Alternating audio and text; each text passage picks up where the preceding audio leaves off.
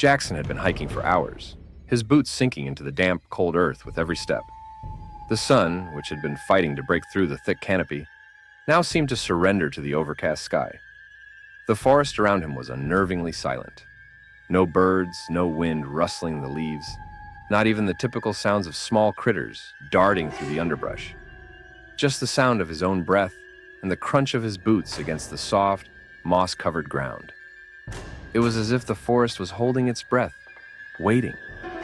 He couldn't quite shake the unease creeping up his spine. And then, just when he thought it couldn't feel any stranger, he saw them. The trees.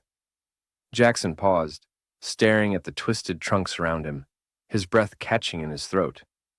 At first he thought it was some kind of bizarre illusion, but no, it was real. Every tree he could see was covered in human teeth. Thousands of them. Some were embedded in the bark, like grotesque carvings. Others dangled loosely from branches, catching the faint light. Tiny baby teeth, yellowing molars, some cracked and broken, all glued together, forming patterns he couldn't begin to understand. His mind raced to make sense of it, but it didn't seem possible. The forest seemed like it was mocking him, daring him to question its reality. He took a hesitant step closer, his eyes scanning the unnatural sight. The teeth weren't just surface decorations. They were part of the trees, embedded deep within the bark, as though the forest itself had grown around them. The longer he stared, the more disturbing it became. Some of the teeth almost looked fresh.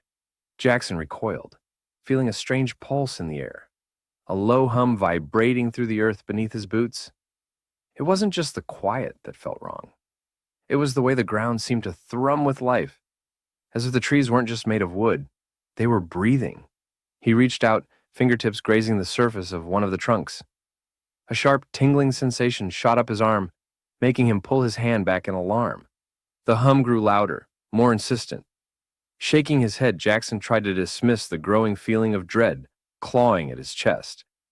"It's just some weird phenomenon," he muttered under his breath, trying to rationalize the sight.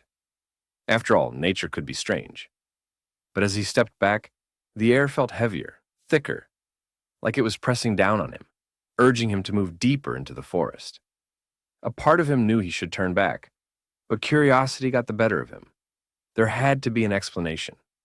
He continued forward, but now, the forest didn't feel like a place of quiet solitude. It felt alive, and not in a way that was peaceful. The trees seemed to shift as he walked, their twisted branches groaning softly in the silence, stretching closer and closer. As he moved deeper, the path began to narrow. Jackson glanced behind him, but the path he had come from had already vanished.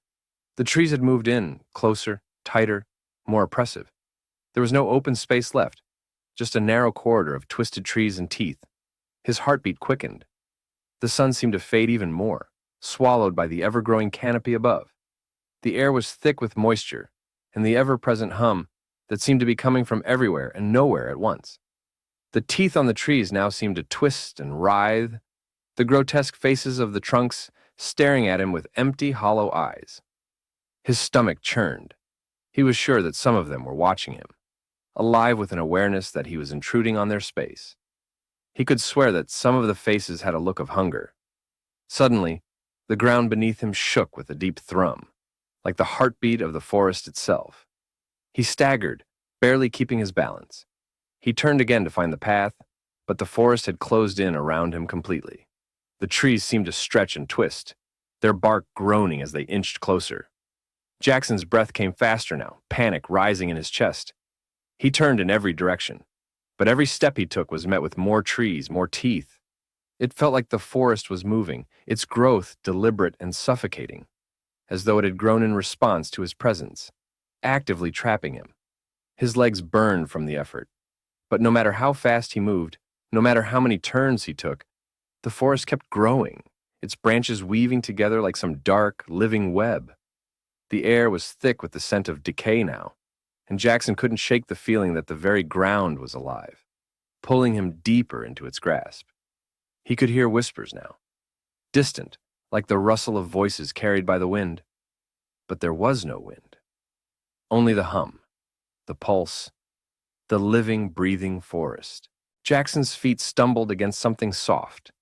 He looked down, and his blood ran cold.